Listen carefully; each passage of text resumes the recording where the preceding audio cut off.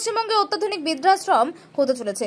পাউশি অন্তর্দয় অনাথ আশ্রমে এইখানে যে বৃদ্ধাশ্রম হচ্ছে, শুধু বৃদ্ধাশ্রম নয়, সঙ্গে থাকছে বৃদ্ধ বৃদ্ধাদের জন্য পার্ক, প্রতিটি রুম থাকছে বিলাসবহুল, আরও সঙ্গে থাকছে ইনডোর আউটডোর বাগান, যেখানে বৃদ্ধ বৃদ্ধারা সময় কাটাতে পারবে। এবং এই পার্ক, এই বাগানে বিভিন্ন ধরনের বৃদ্ধাশ্রম চিন্তাভাবনা ছিল পাউশি অন্তর্দয় অনাথ আশ্রমের কর্ণধার বলরাম করণের। আর সেই বৃদ্ধাশ্রম শুভ সূচনা হতে চলেছে বৃহস্পতিবার 29শে মে।